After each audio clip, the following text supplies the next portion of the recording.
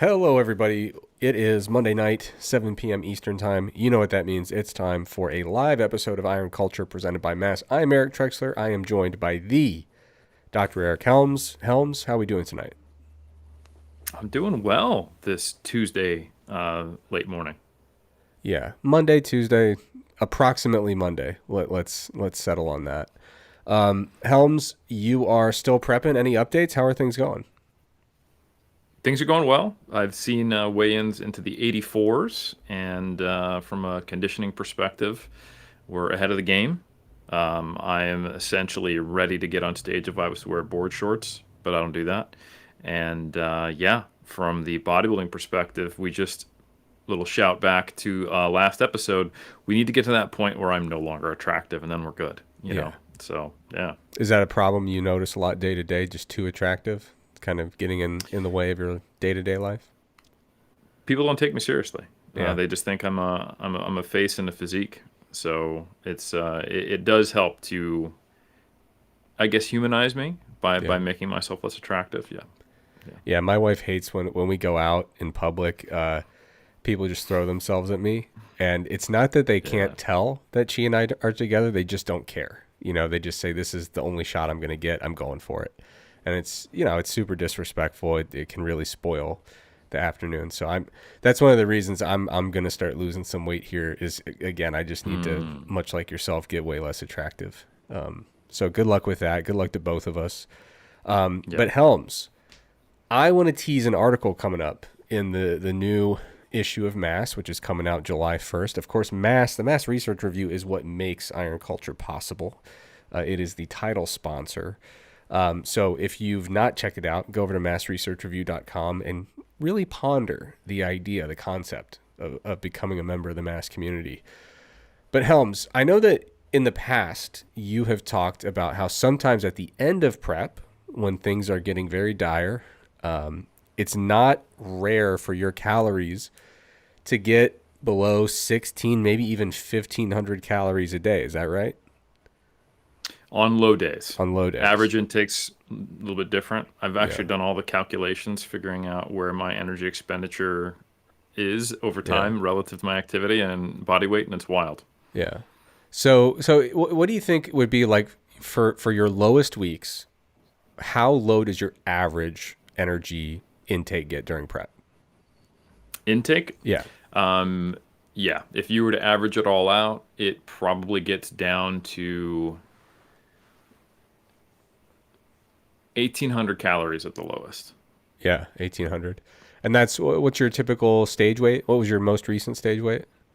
In pounds. It For God's was sakes, do not give me a 2-digit number. I will lose my shit. 175 pounds. Okay. 175. Okay.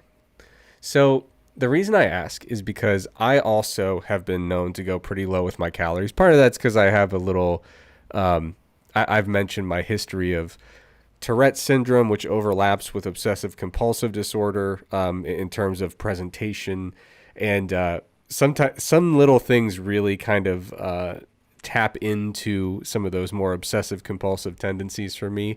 I'm known to over diet. So I push a little further than I probably ought to in bodybuilding, but what are you going to do? It's better to over diet than to just completely miss the mark, right? In my opinion, in terms of competitive outcomes.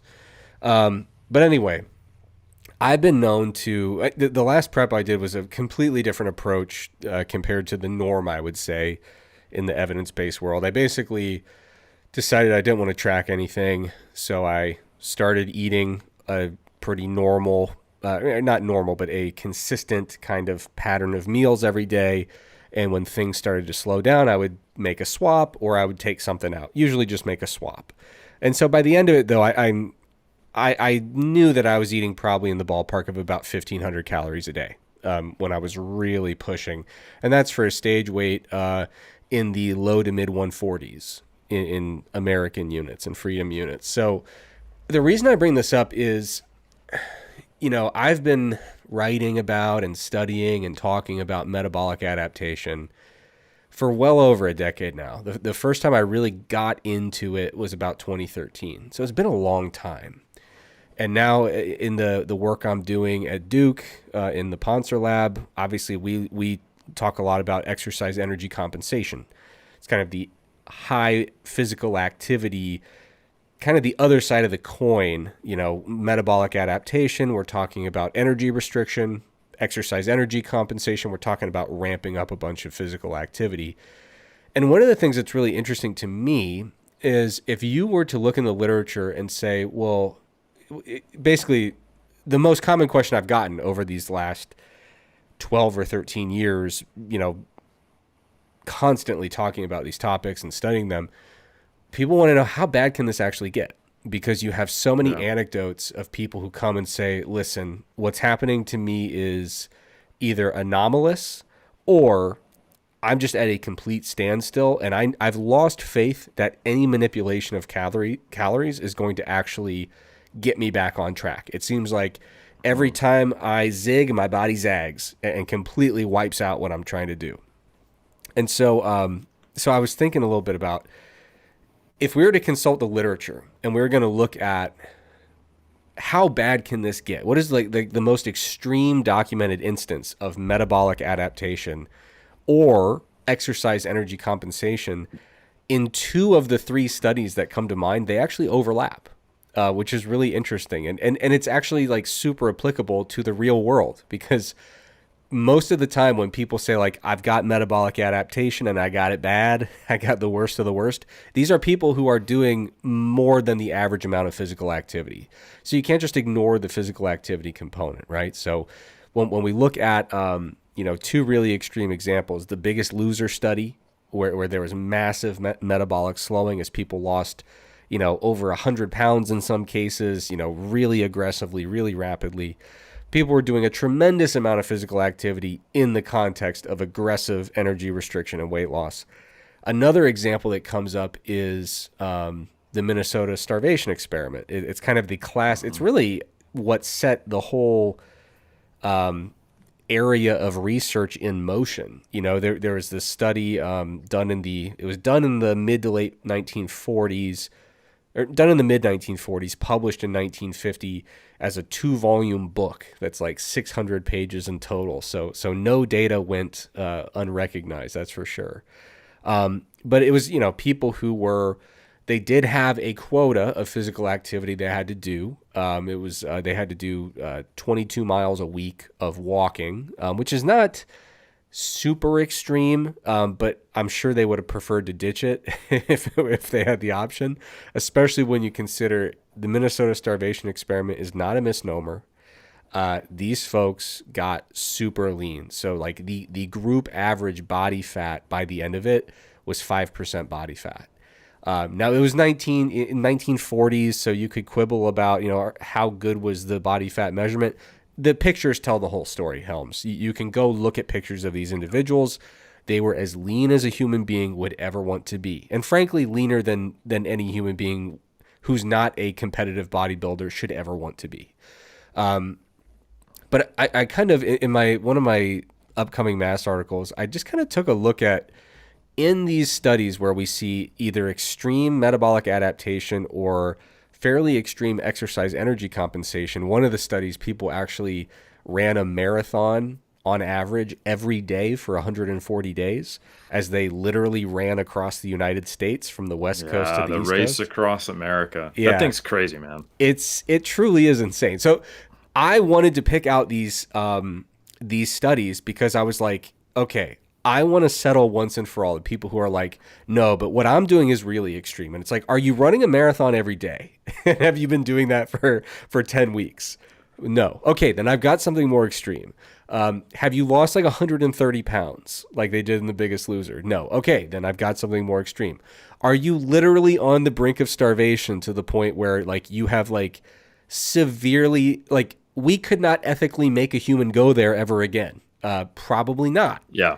Have you had a World War II era study ethics application, which is you have to do this to not get drafted. You're a conscience objector. And then once you're in the study, you're not allowed to get out of it. Yes. and you actually have a buddy system and MPs who will enforce it. Yes. I mean, this was a tremendously unethical thing. Pushing, and it's like, I know you're not pushing yourself there because no normal human pushes themselves there. And the people who are pushed to go there, like literally, and not to, make a hard turn and make it serious. People harmed themselves to try to get out of elements of this study. Like it was that bad, and they got severely, severely lean. So all that is to say, this article basically says, let's put all our cards on the table and look at the most extreme instances and see what we find. And I'm not going to give away all the details and all the values. Needless to say, there was extreme adaptation. Humans clearly can do that, and we're pretty darn good at it. I suspect one of the reasons we have so much capacity for that adaptation is because humans actually are outliers. If you look at other primates, like even if you adjust for body size, if you compare us to chimpanzees, bonobos, a bunch of different primates, we burn an unusually high amount of calories. And that has to do with our brain being super advanced and developed and highly active. Also has a lot to do with our reproductive kind of schedules. We are relatively high in terms of reproductive output, so to speak. So basically, we have all these body systems kind of ramped up to like, they're just running on high energy all the time. So it makes sense that we would have to have some kind of buffer to kind of bring us down to a workable level. So all that is to say, we clearly adapt. We clearly have these levers we can pull. However, Helms, they're not unlimited, right? We can't just say, well, your body will figure it out and get you to neutral energy balance no matter what. We know that that's not the case. We know there has to be a limit to some of these things because if you stop eating, Helms, you will starve to death. And even if you have a perfectly titrated drip of, just these little essential amino acids and little essential fatty acids and the micronutrients and electrolytes, eventually you're going to starve to death. You will waste away. Now, one of the things I found super intriguing about this, Helms, was that I'm not going to let you guess because you already know, but to the people listening, I want you to think. I've peer-reviewed the article. Yes. Yeah. Minnesota starvation experiment. These individuals got down to a body weight of 52.6 kilograms. Helms, roughly, what is that in pounds? Do you have any idea? Yeah, it's about 120. About 120. So these are slight individuals. Aside from their, 3-ish It's mile. like 125. Yeah. Sorry, 125. Aside from their 3-ish mile walk a day, I promise you they became like slugs. Like they did not move. And if you were to guess as a listener right now, what was their total daily energy expenditure at the very end of this when it was at its absolute worst? The answer, as you're picking that number in your head, is 1,642 calories. Is that low for an adult man? Yes. Is it obscenely low for a person who weighs maybe 120-ish pounds? Not necessarily. It's low, but it's nothing that would make you spit out your coffee. And if you look at Helms, you wrote a great article, the energy, or I think it's the energy expenditure. What'd you call Expose. it? Expose. Yeah, the alliteration going on. We got the there. alliteration. Yeah, that's right. But when you look at doubly labeled water studies for people who are not in starvation experiments, that data point plots right along with what we'd expect to see. So even in the most extreme case, the Minnesota starvation experiment, if you were to just have these people eat, a low but not unheard of calorie target. So Helms, in the bodybuilding world, I wrote this in the article. I haven't seen your comments yet. I don't know if you took issue with it, but I've heard a lot of bodybuilding coaches say, I start to get uncomfortable if I'm telling a client to eat less than maybe 9 or 10 calories per pound of body weight. Usually that's where people start to say, I'm a little worried about how low we're going here. Even if the folks in the Minnesota starvation experiment wanted to lose more weight, which, holy crap, why in the world? I mean, they were frail. They looked awful. They had no body fat. Even if they wanted to, if they were to hop on that calorie target, they would still actually be in a sizable caloric deficit and they would be losing weight.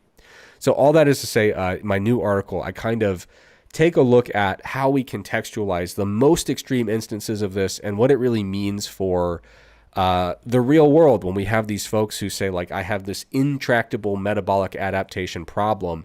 we can cross-reference that with some of this really extreme literature and say, we actually probably don't have an intractable problem here related to energy expenditure, and we need to kind of branch out and figure out what might be going on. Are we overestimating our exercise? Are we underestimating our caloric intake? Something in this equation is off, and I'm not disputing that in this hypothetical scenario, but so far, Helms, we have not uncovered a scenario, a robustly analyzed data point out in the literature where we are seeing any kind of adaptation that would make that kind of tough bodybuilding diet, at least at the group level, no longer a viable option for moving forward. I really like the way you frame that, and I love the choices, because you're like, hey, the extremes of energy expenditure, the extremes of weight loss and energy deficit, and then the extremes of body fat, and then you kind of said, okay, what if we had some of these things intersect? Where are we at? Now, one question I had for you, and it's not in peer review, and I'm kind of thinking of it now because I remember I used to get questions about this talking a decade ago or longer, and I used to take some of the data on metabolic adaptation and then look at the standard deviations and give you, hey, here's what 3 standard deviations as far as the change looks like, and that's what you could, on an individual basis, maybe worst case scenario, expect. You largely were looking at these 3 studies on groups of individuals, and you were kind of doing some summary statistics in your mind as far as representing it. Do you think there's scope to talk about like the worst individuals in these data sets, to kind of think about how some people could have it even worse than others? Yeah, Even outside of these extreme conditions? yeah, I can definitely, I can definitely dig in. So one of the things I'll have to think about is for some of these numerical scaling heuristics, those are based on the group averages. I don't know if I'll be able to actually extract individual data points that would allow for those same kind of calculations. But I will have to dig into that. And that's one of the reasons I kind of wanted to tease this early, is because while peer review is in progress, there are still additional wrinkles that can be layered into that article. So I can absolutely tell you that what's coming is going to be a beast of an article for sure. It is going to, if nothing else, if you're just curious about like, what is this maximal capacity for this cool thing our body can do? This is a really cool look at some of the most extreme studies in the area. And I will do some digging and see if I can deliver even more inferences and takeaways based on not just the kind of group level averages, but looking at the individual data points to the extent that I can extract them, or, just looking at, the problem is, statistics and data reporting in 1950 was not so great. So, I could assume that it's normally distributed. There's all that kind of question about like, what do I believe this data distribution would have looked like? How certain am I that there aren't going to be, everybody clustered at kind of like a basement effect with a couple positive skew, high outliers? Not even normally distributed. So I'll have to give that some very serious thought when I'm not live on YouTube. But it's definitely a good question and something I will dig into and see if the data allow any of those inferences. I ask because I was thinking about my own energy expenditure my last prep when I was at my leanest, and I'm like, man, I think I'm actually lower than the Minnesota semi-starvation guys. Like, I was clocking 10 to 12,000 steps per day, and right around the body weight I told you. And to get to that conditioning, so like I was in a deficit, but when we calculated my maintenance, and I'm pretty confident in this value, I was like 2,100. That's low. Yeah. And now the thing is, though, if that in 2019 I did this, and when I do this even in 2023, the maintenance value changes as soon as I start putting myself into a small surplus. Yeah. The illusion of reverse dieting, if you will, because I was running around on 10,000 steps, closer to 25 to 2,600 calories at a similar body weight, and training daily, by the way. So you were at 2,100 calorie maintenance at what body weight? You said it was like 1... 175 ish. 175-ish. Yeah, that makes sense. I mean, because if you think back to like my takeaway from the article, like I didn't just say like, the mean that we see here is the most extreme case that's ever been documented, because clearly it's not, right? There are going to be people below that mean within the data set.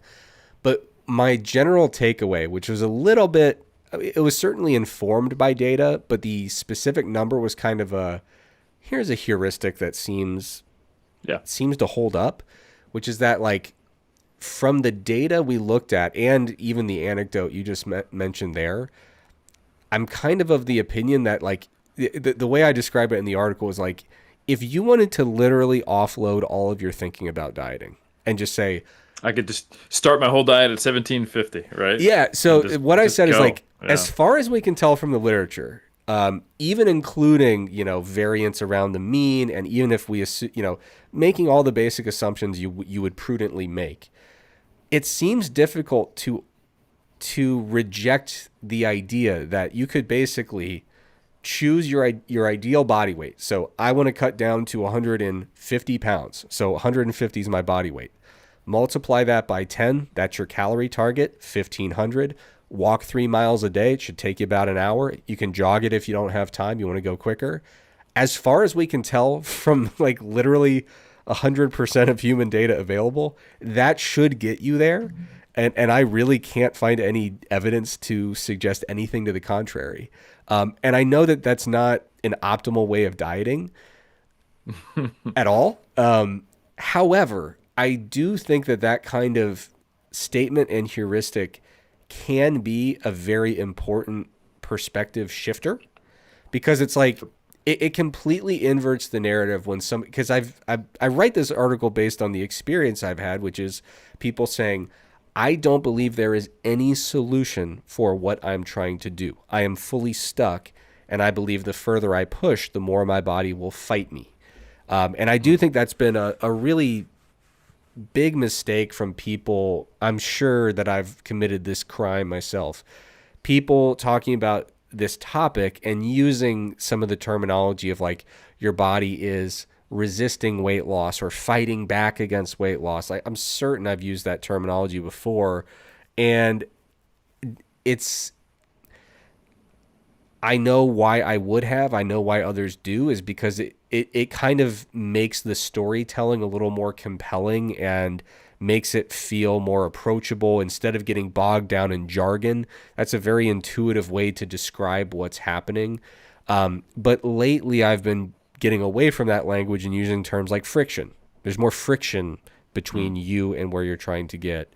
But all that is to say, like, if we say like, well, hey, if we're really just like totally at our wit's end, we're sick of all the incremental stuff, it doesn't seem to be working. If we really just wanted to take the nuclear option, 10 times your ideal body weight, that's your calorie target, walk 3 miles a day, call me when you get there. It'll happen. Yeah. And I think that even though I would never recommend that as like your first approach to dieting, I think the fact that it seems to actually hold up in even the most extreme scenarios, based on the literature I've seen, that alone is a very reassuring thing. And then we say, okay, well, so that would work, and we have all the evidence in the world to believe it would. But I don't want to do that. So how do we meet in the middle, right? So it's well, we could do that if we absolutely needed to, and it's nice to have that in our back pocket. But what are more sustainable things we can do to make it a more gradual journey to that eventual weight? And so that's ultimately what my view of like what a nutrition coach is doing when they're helping someone with weight loss. Of course, there's the educational components, there's the behavioral components, there's the habit forming components, all that kind of stuff. But essentially, it's not like I am the one person in the world with the tricks to get you to this body weight. We know what it would take to get there mathematically. The role of a nutrition coach is, well, how do I help you get there in a way that is maximally sustainable, least intrusive in terms of the way you like to live your life? How do we get there in a way that doesn't suck to the maximum extent possible, right? So anyway, I will deliver on some of those promises, looking into more of the variance in the data and seeing what we can piece together from some of those distributions or standard deviations. But at the very least, I'm really excited for how people are going to receive this article, because I think, like you said, Helms, it's structured in such a way that whatever you're throwing at your body, it is not as extreme as what we're seeing here, and we can really use this data to guide practice in even the most extreme cases of what a person would ever be advised to do. All right, Helms, that is, I don't want to give away the whole article, and clearly it's still being written, but hopefully people will keep an eye out for that. It'll be released on July 1st. All right, Helms, we need to get out of this nonsense bodybuilding talk and nonsense fat loss talk. Absolutely. We need to get into the world of people being strong. IPF Worlds happened. It is officially over. It did. You can confirm. It is now over, yes. The numerous day festival of IPF Worlds is done, and Helms, you owe the world a recap. Yes, so where we left off, I had covered the two lightest weight classes on both the men's and the women's side, because that's where we're at. But now we're into the period after the whole shebang's done. So we'll pick up. I'll start on the men's side, leaving the best for last, because there were some awesome battles on the women's side. And we had concluded with the 59 and the 66 kilo class. We talked about the unfortunate injury of Kasim Sand. Senyumong, who his dropping down to the 59 resulted in not being able to take that title as he was expected.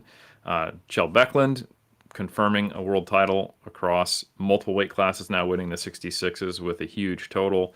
And not to be outdone, the 74 kilo class was a one-man's race ran by Austin Perkins, who purposely only took 5 out of 9 lifts. And chose not to totally blow up the world record, because he's competing at Sheffield, and just demonstrate how dominant he is. And he totaled 842.5 at 74 kilos on a 5 for 9 purposeful day. And by the way, the second highest nomination behind him, the final total was 773. So truly an outlier among outliers. Austin Perkins was completely dominant in this class, and it was pretty awesome to see. And then we get into the peak of the bell curve. Go ahead. When you say sir. 5 of 9, does that just mean the other 4 attempts he's just like, I'm not going to bother, or actual failed attempts? Correct. Okay. No, I think he did not take his. I think he chose not to take, I think, 2 lifts. Yeah. And then I think he might have missed another 2. But he came in and was like, I'm not going all out. Yeah. But he loaded 323.5 for squats and then didn't come out for it. So I think it's counted as a scratch. And he did not take his final deadlift, and maybe not even his second to last deadlift. I can't quite remember. Yeah. So I think he only took 5 attempts. What a nasty thing. It's one thing to have the spotters load up the bar and not come out and do it, but with such a heavy weight. It's all the extra work on the spotters. You know, it's one thing if you say, well, I'm going to put a little weight on there, but that's just cruel. So it's cruel for the spotters. It's actually a gentlemanly thing to do for the rest of the lifters. And to give them a little more time between their, yeah.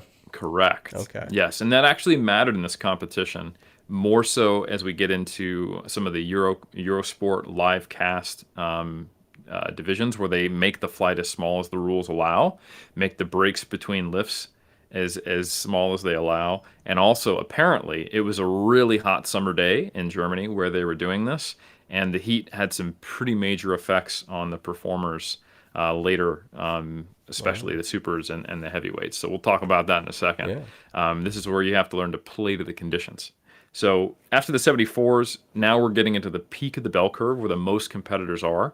The 83s and the 93 kilo classes are incredible, but there was a really cool battle in the 83s. So the 83s is a really cool storyline going all the way back to PA Nats, Powerlifting America Nationals, where Joseph Bornstein totaled 900 to win. And Taylor Atwood, who went up to the 83s from being the prior era's Austin Perkins dominating the 74s, is having this comeback. and he probably could have hit like an 890, but he tried to pull to get 900 to be, the national champion and represent the U.S. at Worlds. Couldn't quite do it, but he is going to be at North American Powerlifting Championships. He's going to try to break the world record, which is now set at 890, because Joseph Borenstein, who won PA Nats in the 83s, historic 900 kilo total at 83, by the way, still technically as a junior competing in the Open, he went and he won. And he went against the other best 83s in the world. Not only at PA Nats, he was facing off against prior world champions, and of course, like I said, Taylor Atwood, a prior world champion from another division. But he was up against Jurens Kingamo, the defending world champ who actually beat Russell Orhe, who is now going up to the 93. So there's a lot of weight class changes going around, but Jurens Kingamo and Ade Omasakin are the two Great Britain lifters who are among the best 83s on the planet. And this was an awesome battle. Joseph Borenstein finished on 890, and Jurens Kingamo, he is like a subtotal specialist, and he unfortunately didn't have the best day on bench or squat, so he wasn't at the point where he thought that he'd be able to contend with Joseph Borenstein. However, Ade Omasakin, he is a huge deadlifter, and his last pull of 385 got all the way to the top and then just popped out of his hands. And if he had done that, he actually would have beat Joseph Borenstein. And I'm really excited for the future of this class because both Joseph and Ade are quite young. Jurens is in his 30s, and that's not to say he can't keep improving by any means. But he's obviously going to be a contender. He has won a world championship, but I think we're going to see potentially pushing into the low 900s as Ade and Joseph keep getting stronger at 83, which is just mind-boggling. So that was an awesome battle. New star fully emerges and is stamped officially as a world champ, Joseph Borenstein. And then in the 93s, this is where the most competitive class is. There was a three-way battle between now three men who have each won a world title. So Gustav Hedlund, former world champion in the 93s, Jonathan Keiko, former world champion in the 93s, and Emil Krastev, the new world champion. He recently had a battle with Gustav Hedlund at Sheffield, came out on top by 2.5 kilos. And if you look at the nominations in this class, I think only 3 kilos separated these three gentlemen. And it's a really interesting comparison between lifters because Jonathan Keiko from the U.S., he is a bench specialist, and by I mean that in extreme terms. He can bench over 250 kilos, which is nuts. And then you have not quite as much of a deadlifter, although a very good deadlifter, and looking at different specialties between the other two. Emil Krastev, also a great deadlifter. Gustav, very good. And this came down to the wire, and Emil Krastev was able to win with a 9-10 total. But this was a really heavily contested battle. You don't know who's going to win. It could have, on any other conditions day, gone another way. And shout out to also Christian Ayondokun, who just missed his last deadlift, and he would have actually pulled onto the podium. And he is an upcoming 93 out of Great Britain, who is now starting to crack into being kind of in the 5th through 7th spot to probably like the 1st through 4th. So just a really exciting class there. It always is. And then we went into the 105s, and we had a really star-studded cast of prior world champions and upcoming talent like Keenan Lee and Anthony McNaughton, who were the two 105s who got sent from the U.S., and they ended up in gold and silver. And Anthony McNaughton is just a phenom. He totaled 975.5. That is a world record. He out-totaled the 120s, who that finished on 962.5 as the winning total, and he did not go all out. Anthony McNaughton is just incredible. And Keenan Lee probably could have pushed him a bit more. He finished on 950 if he'd been fully healthy, fully prepared, but he came in as a nomination because someone else dropped out, so didn't have quite as much time to prepare. And we also saw Emil Norling place in 3rd on the podium. He is a former world champion, but there were a lot of people in this class who could have potentially pushed into those spots. Regan Stergakis from Netherlands from Denmark, and others as well. The 120s were probably the most impressive battle, though. There was quite literally 5 attempts to pull into first place. And it started with Big Mo from the UK, who's moved up from the 105 to the 120. So Suleiman Abdul Majid, he has a really big deadlift. He's been steadily improving, going up. He pulled to be temporarily into the first place position, and he actually got one white light, two reds. Apparently, he wasn't fully locked out. It looked pretty good on the live stream, so he was temporarily what we thought would be in first place, but it didn't count. Joseph McDonald from Trinidad almost got his final deadlift to move from fourth to first. Devin Williams from the U.S. also pulled to be temporarily in first. And then the only successful final pull was by Etienne El from Lebanon. He actually pulled into first. And then the one who was predicted to win, Nonso Chinye from Great Britain, the biggest deadlifter. This guy has pulled over 400 kilos. This is where that heat that I was talking about started to become a problem. These are big boys, 120 kilos. It was incredibly hot. And he actually, sounds like he dislocated his shoulder, and it looked pretty bad as he was pulling. And it resulted in some major cramping that was probably also part of the dehydration. His hand locked up. He couldn't let go of the bar, even though he wanted to, but he couldn't complete the lift. And it came down, and he had to pry his own hand off the bar. And he was literally there with the spotters, and the spotters were trying to help him open his hand. And they actually ended up calling an ambulance. They thought he was having a pretty serious issue, and I think the pain in his shoulder and the cramping, he thought he expressed like, dude, I thought I was dying. So some of these bigger gentlemen were being impacted by the heat and the kind of loads they're moving, the energy expenditure, and that really became an unfortunate issue for the 120 pluses. So Trex, as the sport grows, it's been getting more and more eyeballs on it, and that's a good thing for the sport, and sometimes not a great thing for the lifter. So in the 120 plus category, which was live streamed on Eurosport, which is like CBS Sports of Europe, if you will, or ESPN even, they needed to make it more palatable and fit into the television streaming style time spots. So they only had a flight of 7, and these are 120 pluses. Okay, so it's moving fast, and they also reduced it to the minimum time between the squat, bench, and deadlift. So what this means is that the 120 pluses are just sometimes needing to skip attempts to recover, especially in the heat. Their totals are going to be suppressed. And Jesus Oliveira is the strongest man on the planet right now, the guy with the highest raw total, even though he's tested, even compared to the untested. He didn't get to have the best performance that we were all hoping to see out of him, likely because of that reason. So he totaled 1070, which is incredible on a bad day, but he is capable and has done over 1100.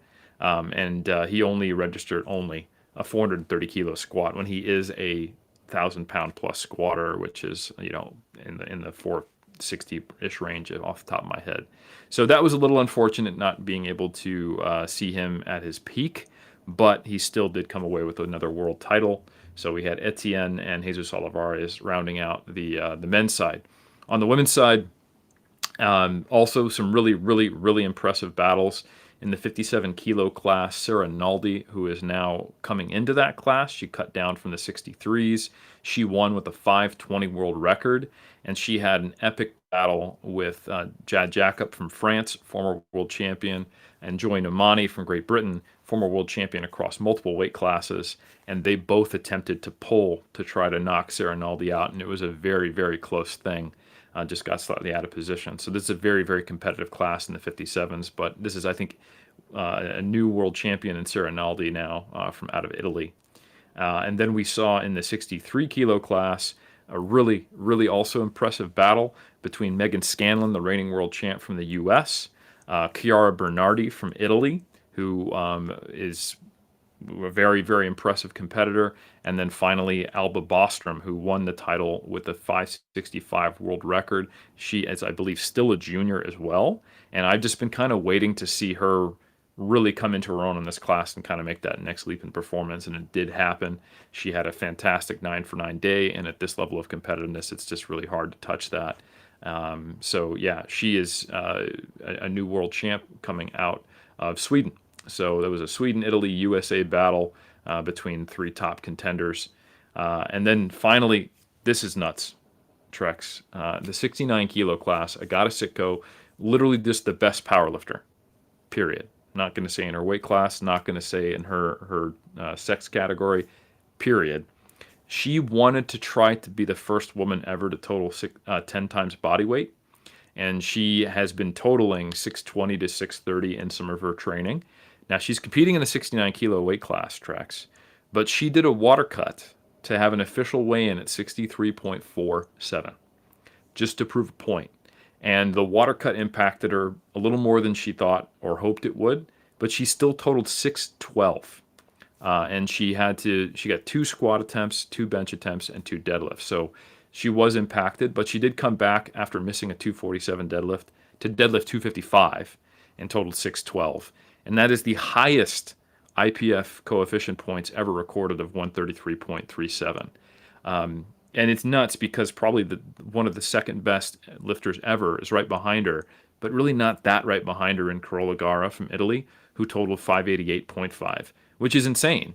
But it's just nuts to think that someone at almost 6 kilos lighter body weight, actually Carola Gara weighed in light, but for the weight class, coming in almost into the 63s, was able to total over 600.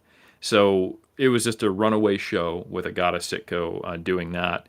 And then former world champion Chandler Babb actually placed on the podium, getting a 570 total in third, which was more than the former world record, by the way, or very close to it.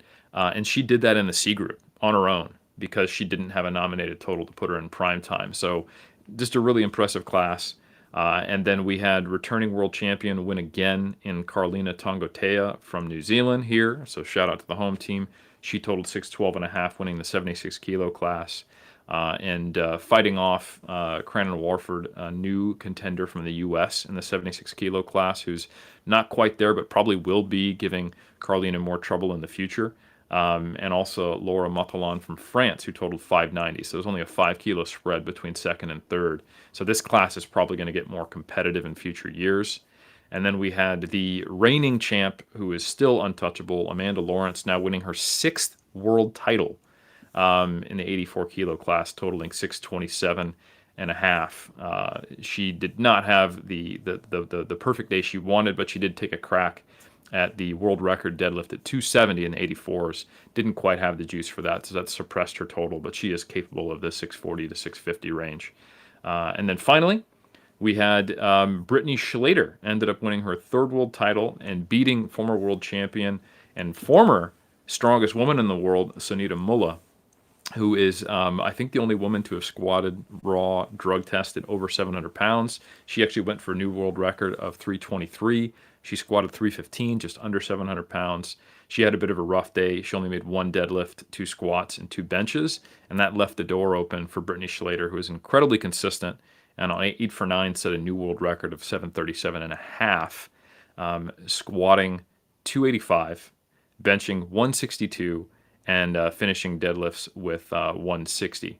So, 295. I suppressed her squat a little bit there. So this is an incredibly consistent lifter from Canada. So big shout out to Brittany Schlater. And then rounding off the podium was Natalie Lalai, who is the best female deadlifter in the IPF right now.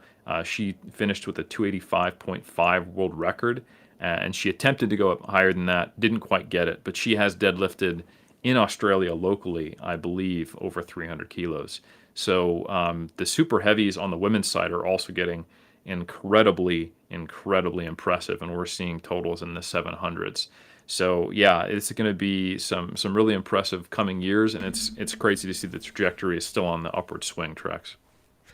Yeah, someday it's supposed to slow down, theoretically, but Theoretically, that time is not in the immediate time horizon here. People keep getting stronger and stronger at alarming rates, and I think we need to shut this down until we figure out what's going on. You know what I mean? Mm-hmm. Yep. Well, I appreciate the update. The Iron Culture appreciates the update. I did time you, and I am going to earmark that exact amount of time for the college football preview episode, which will be coming up in August. So everyone can look forward to that. Of course, it's way more fun to do the college football preview before the year versus talking about it as it goes, because it's like Christmas morning. All the packages, they're all wrapped up it's more fun to speculate about what could possibly be in there. You know, it's great to unwrap them, but the speculation is really what makes the sport. So we'll make sure we take care of that a little bit closer to the season. You know, you want to make sure people get through camp, get all the intel you can get.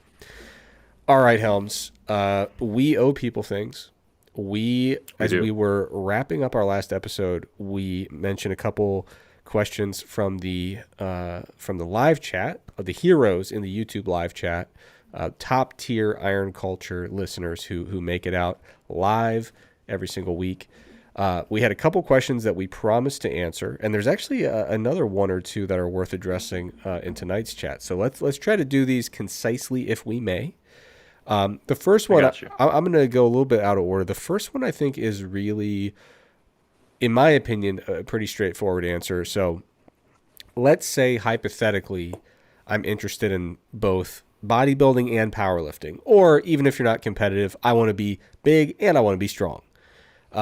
Is it a viable option to basically plan out my bench, squat, and deadlift training using a pretty well-established powerlifting program, and then just add on my hypertrophy work on top of that, and potentially use some time-efficient strategies like supersets to kind of make it a little bit more palatable in terms of fitting my daily schedule? My personal opinion is that is completely viable. I think my general preference, just in terms of being efficient with my time and effort, is I don't necessarily do a full powerlifting program when I'm trying to straddle this balance for squat, bench, and deadlift, but I begin my workout with at least a few heavy sets. You know, the days that I'm benching, you know, maybe I do at least a couple heavy triples, or some people will even go in and just do a few heavy singles and then essentially just do a bodybuilding program on top of that. So the way that you titrate how much of one or the other you do is really up to you and up to kind of where you are in that spectrum of, like, when I woke up on a Tuesday, I was more interested in being a bodybuilder or a powerlifter. But I think you can really do anything within that spectrum, which is basically I do a few heavy singles and then a bodybuilding program, or I do a powerlifting program and then throw some supersets on and other time-efficient strategies to kind of hit some of those muscles that don't really get the love they need on your typical powerlifting program. What do you think, Helms? I have literally nothing to add, and that's quite exactly before I fully committed.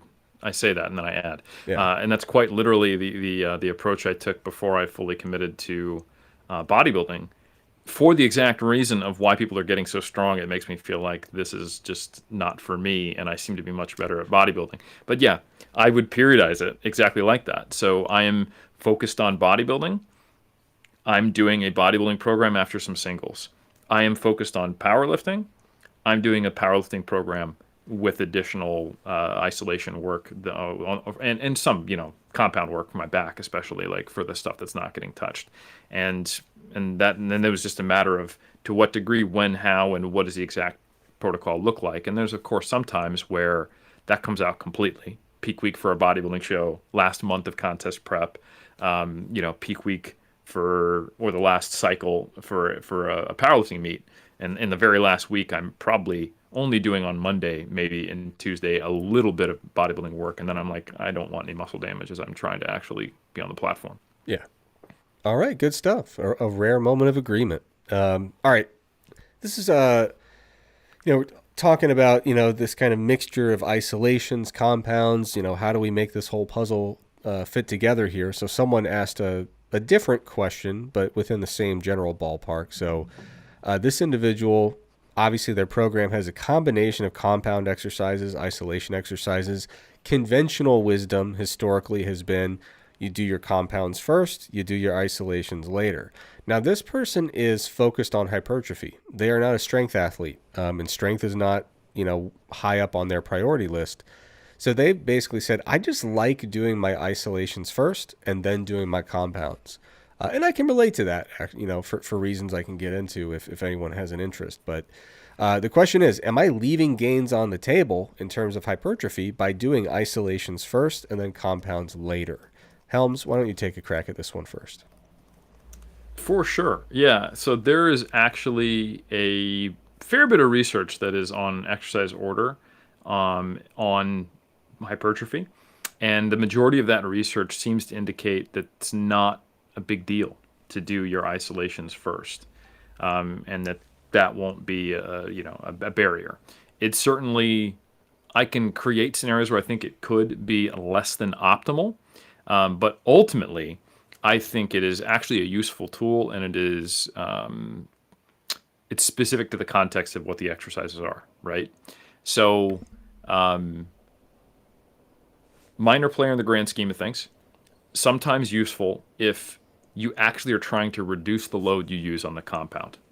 And if you're reducing the load because of the actual fatigue in the target muscle, that's kind of the goal, right? We're trying to get to the point where we have produced a sufficient stimulus in the vast majority of the muscles, the fibers that are part of that muscle that are contributing to that. So if you were to say, let's say, do some sissy squats or some lean back leg extensions, lengthen partials. So you're like still getting attention at a long muscle length. So you're not expending all of this energy and creating fatigue with, say, a suboptimal approach. And then you were to jump on, let's say, a hack squat, and you're like, oh man, I'm only getting 80% of my normal loads. Is this terrible for hypertrophy? Probably not, because that's kind of the same mentality as going, oh, is my third set not counting because I can only do 80% of the reps that I did due to my first and second.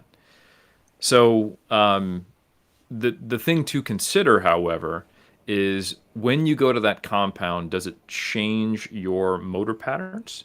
And if something that would have typically not been the limiting factor now becomes it, how does that impact the other muscle groups that are trained in that motor pattern? I don't know for sure if, say, quote unquote, pre-exhausting your quads and then doing something that would train the glutes and the quads would necessarily have any problem. I don't think it would create any problem for your quads, but what would it do for your glutes? That is my question.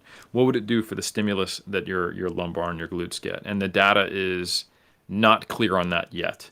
Yeah. So I think and it is just an be interesting, aware. yeah, it's an interesting question because you're thinking, well, if if my quads were kind of, exhausted to some extent going into it, maybe I'm shifting more emphasis to those other elements. But then it's like, but if my quads become, a limiting factor that are now very limited, am I not able to tap into some of that volume that would have actually, stimulated those other muscle groups? So it's an interesting, if you purely based on kind of rationalizing your way through it, you could end up in both destinations quite easily.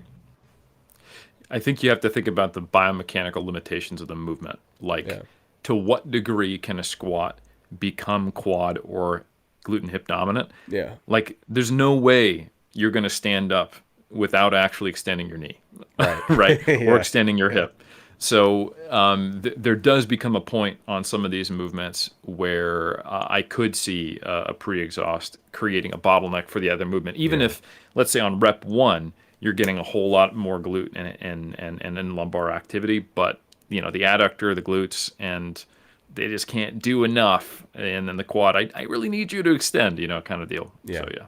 Yeah, I think it's important that as you're going through your workout, if you do implement this kind of strategy, I mean, observe, take note of what you're feeling, how you're performing, and kind of adjust your course accordingly. One thing I do like about this approach is I enjoy, just from a totally subjective experiential perspective, I enjoy structuring a workout where because usually when I'm like in the bulk of my training, hitting it really consistently, I'm usually going to the gym very, very early. And I'm like, I'm so tired. It's kind of nice to ease into the workout and be like, do I really feel like pulling a heavy triple right now? Maybe not, but like, could I swing some bicep curls to get the blood moving? Yes. Yeah. So I like how it feels to kind of gradually work your way toward this like crescendo that's building in your workout, and then the climax being the compounds at the end. For me, just subjectively, it's kind of a more enjoyable way to have the workout flow, regardless of any other consideration of what is optimal, all the other elements that you brought up. So I just want to acknowledge that I can definitely see the appeal here. I know some people are going to look at that and it bucks the trend so substantially. People are going to it's going to give them a bad taste in their mouth to even think of doing your isolations before your compounds. But I definitely see the appeal in some cases. But all right, Helms, I think yeah, go ahead. I got one more thing to add because I was remembering as I was talking about this. Wait a minute, there's a new preprint on this, and I am probably going to cover it in mass, maybe even in like next issue or something like that, by Herman and colleagues, and it is titled "Front-Loading Fatigue: Does the Pre-Exhaustion Method Influence Resistance Training-Induced Muscular Adaptations?" And they specifically compared two groups of 24 young resistance-trained individuals, mostly male, but including females. And they had two different protocols. They had the traditional one, where they completed all sets of one exercise before performing a different exercise with 2 minutes of rest. And then the pre-exhaust group performed a single set of a single joint exercise immediately prior with less than 10 seconds rest to a set of the corresponding multi-joint exercise for that muscle group. And then they rested. So they actually found that doing that was slightly poorer for hypertrophy, but I think it's really important to note that this study is not just looking at exercise order manipulation, but also rest period. So when you do, say, leg extensions and then you immediately go over and try to do squats, the amount of fatigue in the quads, it might be kind of what we were talking about. Wow, that's a lot. So this study would at least preliminarily suggest that changing exercise order is fine, but when you start to change order and you start to also reduce the rest interval with a fixed number of sets, and I haven't truly dug into the methods, you could, hamper yourself a little bit. And so if you were going to do that, now we're kind of looking at almost like a multi-exercise drop set, if you will. Yeah. So this is one thing, like we got agonist-antagonist paired sets, right, which have gotten all the love from us in the evidence-based community. And then we have drop sets, which have gotten a fair amount of love, as long as you understand you need to do a few extra sets to put them on equal footing with straight sets. But the agonist-agonist superset, these dumb bros, you're going to do a leg extension with a leg press superset, you're just hurting yourself. Why wouldn't you pair it differently? That is a bit of cognitive dissonance when you really think about it, because you're essentially doing the same thing. It's a drop with two different exercises. So if you do want to utilize an agonist-agonist paired set, you just need to do it with eyes wide open. And for the specific purpose of going, you know what? I am too damn strong and my knees aren't happy with me right now to be doing hack squats or a leg press. I'm going to do leg extensions before each set of leg press with the understanding that it might not be ideal. And this is like doing a drop set, so I'm going to do an extra set. And I think that's the practical application. And I do purposely like to sometimes use an isolation movement to pre-fatigue so I can use a lower load to get a stimulus. But I do understand that important point, that this is essentially like a drop set, so I might need to do a little more since I'm producing less force per set. So anyway, that's very, very preliminary. If anyone wants to check out that preprint, it is available on SportRx IV, and it's titled Front-Loading Fatigue: Does the Pre-Exhaustion Method Influence Resistance Training-Induced Muscular Adaptations, by Herman. And it only dropped on the 12th of the month, so it's less than a week old. So I haven't fully read it, but that's kind of my preliminary take and big picture principle if you're going to be doing not just manipulations of exercise order, but technically what I would describe as an agonist-agonist superset. Good stuff. All right, we had a question in the live chat. Helms, I saw you wearing some cool mass research polos on another podcast. Do you sell those? I can't wear my 3DMJ shirts every day.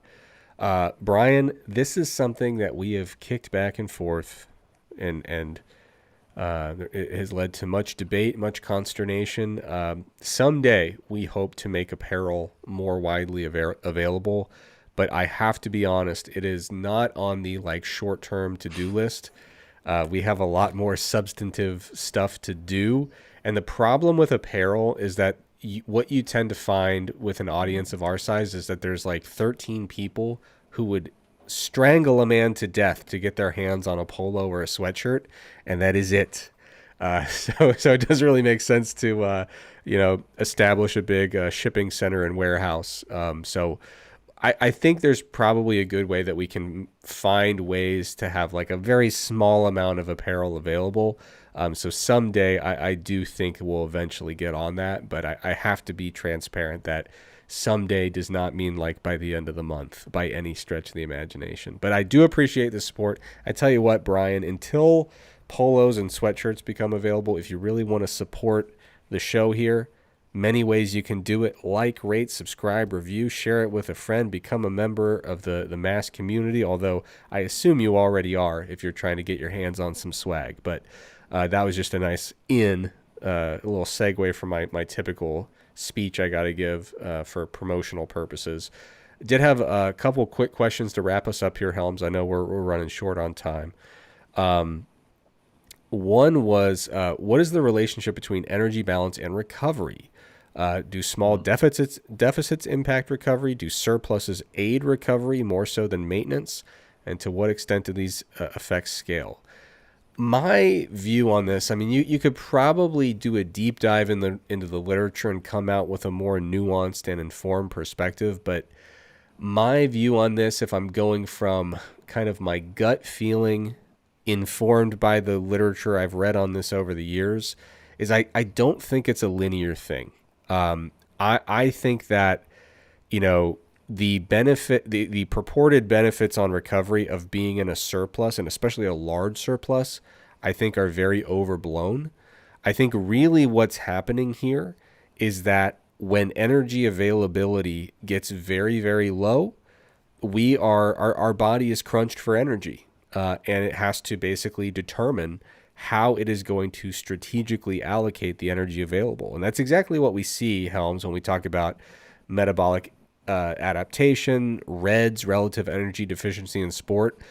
Essentially, the clinical manifestations of REDS can really be described as things that essentially didn't make the energy budget. They got scaled down. They got cut. They were the thing in the big corporation that got laid off when they said there's not enough resources to go around. Sorry, reproduction, you're no longer a top priority. We thank you for your many years of service, but, there's the door. So we don't need to grow a child in your belly, nor produce milk for it exactly. while you can't even eat. Yes. Yeah. So if we kind of get away from the more clinical elements and look more at recovery in terms of the energy intensive processes that it takes to maintain this protein turnover and build new proteins and recover from damage, it does make sense that certainly in very large energy deficits, and especially if body fat is very low, there's probably not going to be enough energy around to really justify putting a whole lot of priority and emphasis on building a bunch of muscle, for example. You will recover eventually from what you throw at your body in terms of training, because let's be honest, guys, recovering from lateral raises is not the same as recovering from a massive wound, okay? Because the big wound, if you're in a major energy crisis, you won't recover. You will get an infection. Your immune system will not be able to mount a robust response. You will die. Maybe. So I'm going with the extremes here. But like, if you want to talk about it from like an evolutionary perspective, it is dangerous to be in a massive energy crisis and to sustain an energy of that sort where infection is a realistic concern. So we have to be realistic in terms of magnitudes. What does it really take to recover from a workout, right? It's nothing crazy. But when it comes to like the energy intensive processes of adapting to that training, it does seem difficult to argue, and there's plenty of evidence to suggest that it's going to be pretty hard to, for example, build a whole bunch of muscle. So that's a verbose and winding way of saying, I think really the interesting stuff, I don't think you can really surplus your way into super good recovery. I do think you can deficit your way into suboptimal recovery. And I think for most people, it really starts to get get interesting physiologically and get crappy practically speaking when we get away from the minor deficits and get into some of those bigger deficits where your body's actually making some very difficult decisions in those energy trade-offs. What do you think, Helms? I think I would love to see. It'd be great just to see a long-term time course study on people dieting with a lot of weight and then losing a lot of weight and looking at some of these markers. But I think just to kind of answer the pure question of acute energy deficits, a time course of muscle damage recovery study. You get a bunch of people to do seated hamstring curls, and you measure DOMs, force production, so all the standard indirect markers, get some bloods taken, and then have them in one of those crossovers in a surplus, and then have one of them in that crossover in a deficit, and have it be for like 2 days before, Yeah. leading into the day of, and then have them in the deficit also for, say, the 96 hours afterwards, and have them in a surplus in the 96 hours afterwards. That'd be really interesting just to see how much does your body, I think the way that I'd frame it, prioritize muscle damage recovery Yeah. in a deficit? And is there an interaction effect with body fat percentage in these people? Yeah. I think that would be a cool study to track that would be feasible, and could even be someone's master's thesis. That'd be a very good thesis project. It really would. It would. All right. Last one here, very briefly. Could go long about this, but won't. The question is, do weighted vests have any usefulness when trying to cut or just increase calorie expenditure when already exercising? So, for example, wearing it while on a 30 to 60-minute walk or wearing a very light vest all day. I personally am not super bullish on the weighted vest hype. I think, first of all, I find it to be very cumbersome. People generally don't enjoy wearing them, most people. If you were to ask me, hey, Eric, I'm going to put you on a treadmill and your goal is to burn the most calories, my first thought would not be, how do I weigh myself down? It would be, I'm just going to turn the thing up a little bit and we're going to, get more bang for our buck, energetically speaking. Or I'll pump the incline up and, twist the speed dial a little bit. So to me, is it a way to increase expenditure by a small amount? Yes. Does that small amount, when I weigh the potential increase in expenditure versus the pleasantness or lack thereof of exercising in a heavy vest, to me, the cons kind of outweigh the pros in that case. But there are going to be some people who say, hey, I really like to walk with a heavy vest on. And I'd say, great, that's awesome. No big deal. I do think it's important, though, to clarify, like right now there seems to be a lot of hype. The Dr. Lauren Colenso Semple talks about this a lot. There seems to be a lot of female-focused marketing hype saying like, hey, you're at higher risk for osteoporosis as you age. Wear this 6-pound vest and somehow that'll help. And there's just really not a reason to believe that that's going to be a meaningful stimulus for the skeletal system at all. Yeah. I'm quite certain it's not. Yeah, I would agree with you. And I think you made a really good point on Front Page Fitness of like, hey, obesity is not a self-correcting thing here. And Right. there is a phenomenon, okay, you're walking around all the time, 24/7 in a higher body mass body. And we don't typically see people with obesity carrying more lean body mass than active sedentary people. It's not sufficient to offset that problem. Yeah. And I've noticed basically this question is coming up now. I think it's important to understand two different applications. There's the bodybuilder and their little niche world who it's like, hey, this can help with weight loss, gravitostat. I'm already lifting, already doing cardio, but what if I just wore a weighted vest all the time? And then there's which is like, fine, give it a try if it's not too annoying for you. We're already crazy and you're doing everything and this is not gonna, like, you're healthy already. Or there is the potential, I am considering maybe exercising and changing my lifestyle because I'm experiencing age-related, or I'm afraid of age-related drops related to osteopenia, sarcopenia, and postmenopausal potential health complications. I haven't yet started exercising. I'm not doing that. And I might choose, because some influencer is saying to do so, walking with the weighted vest instead of actually getting a personal trainer, signing up with a gym, and taking on progressive resistance exercise. And I think that is a big problem because some of that messaging could lead to that. And that's some of the issues I take with supplements, even ones that work. It's Yeah. that it'll, when you're not quite ready, when we think about theoretical models of behavior change, to fully commit something that is an easier low-hanging fruit that doesn't actually require as much lifestyle. Ready, when we think about theoretical models of behavior,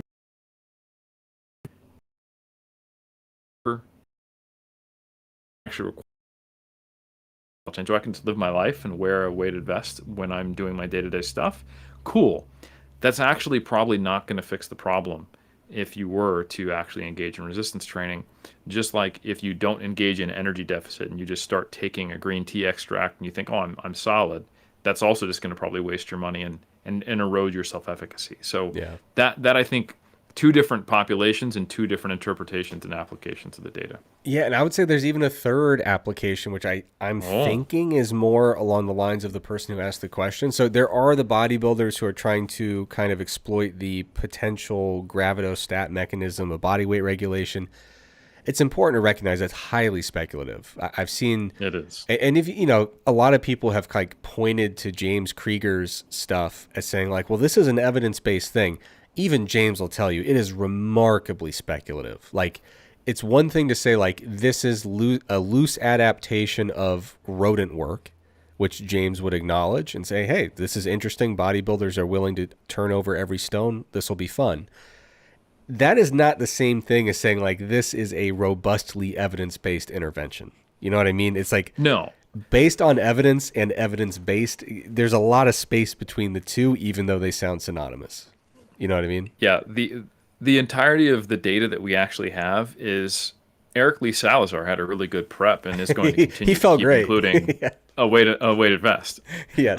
But I can tell you, I know like maybe 5 or 6 other bodybuilders who tried it and were like, this juice is not worth the squeeze. Yeah, and I know I talked to Eric and James about it, and they're like, "Yeah, this was great. We loved it." And I'd say, "Hey, great. You should do it every time. If you felt like And they that, do. yeah, if you felt like that Yep. made your prep that much better, do it. Like that's bodybuilding." But anyway, what I was getting at is there's a big push in like the kind of postmenopausal osteopenia kind of crowd. There's a big push in the hyper competitive bodybuilding crowd looking for every possible advantage. And I think there's also a crowd that's just kind of like, I like to, do a little bit of walking, maybe some brisk walking. Maybe I get on the Stairmaster. Seems like throwing a few pounds on top of what I'm doing wouldn't hurt. Like rucking has Yeah. become a common form of exercise. They're just putting on a heavy pack and walking. So I think this, if I had to guess, this individual probably falls more in that like recreational rucking or just want to add a little something to the walking I already do, in which case I would say, is it going to move the needle in terms of total cost per workout? I would say directionally, yes. In terms of magnitude, it's going to be extremely slight and probably for the vast majority of people not worth the headache, annoyance, and simple, like just the cumbersome nature of wearing a weighted vest.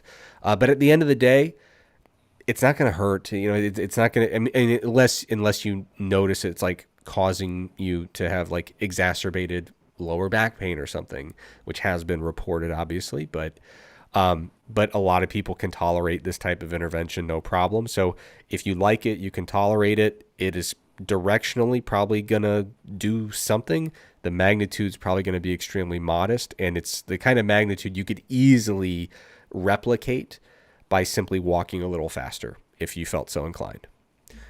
All right, Helms. I think that does it for me tonight. Any last words you want to share with the good people?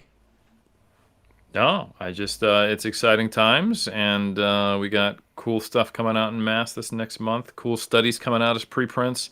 Amazing strength gains being had, and yeah, just a big thanks to everybody for tuning in, so we can talk about it all.